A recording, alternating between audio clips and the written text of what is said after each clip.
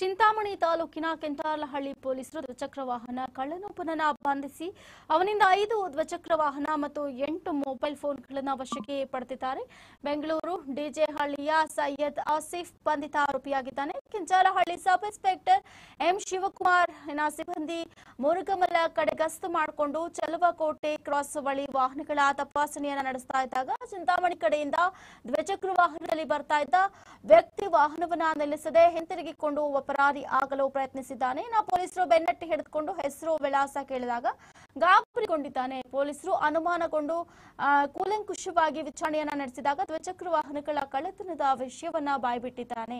ಅವನು ಚಲಾಯಿಸ್ತಾ ಇದ್ದಂತಹ ದ್ವಿಚಕ್ರ ವಾಹನದ ದಾಖಲಾತಿಗಳನ್ನ ಮತ್ತು ಚಾಲನಾ ಪರವಾನಗಿಯನ್ನ ಕೂಡ ಪರೀಕ್ಷಿಸಲಾಗಿದೆ.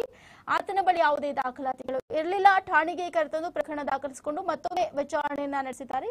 1 ತಿಂಗಳ ಹಿಂದೆ ಬೆಂಗಳೂರಿನ ವಿವಿಧ ಕಡೆ ಸಾರ್ವಜನಿಕ ಸ್ಥಳಗಳಲ್ಲಿ ನಿಲ್ಲಿಸಿದ ಸುಮಾರು 1.75 ಲಕ್ಷ ರೂಪಾಯಿ ಬೆಲೆ ಬಾಳುವ 5 ದ್ವಿಚಕ್ರ ವಾಹನಗಳನ್ನ ಹಾಗೂ ಸುಮಾರು 60,000 ರೂಪಾಯಿ ಬೆಲೆ ಬಾಳುವಂತಹ 8 ಮೊಬೈಲ್ ಫೋನ್ ಕಳ್ಳತನ ಮಾಡುವುದಾಗಿ ತಿಳಿಸಿದ್ದಾನೆ. ಆರೋಪಿಯಿಂದ ಒಟ್ಟು 2.35 ಲಕ್ಷ ರೂಪಾಯಿ ಬೆಲೆ ಬಾಳುವಂತಹ 5 ದ್ವಿಚಕ್ರ ವಾಹನ, ವಿವಿಧ ಕಂಪನಿಗಳ 8 ಮೊಬೈಲ್ ಫೋನ್ಗಳನ್ನು ವಶಪಡಿಸಿಕೊಂಡು ಆರೋಪಿಗಳನ್ನ ನ್ಯಾಯಾಂಗ ಬಂಧನಕ್ಕೆ ಒಪ್ಪಿಸಲಾಗಿದೆ. ಈ ಸಂದರ್ಭದಲ್ಲಿ sub inspector M Shivakumar, PV Krishnappa, ASI Chandrakumar, ಸಿಬ್ಬಂದಿ ಲಕ್ಷ್ಮೀಪತಿ, ರವಿಕುಮಾರ್ ಮತ್ತಿತರರು ಉಪಸ್ಥಿತರಿದ್ದರು.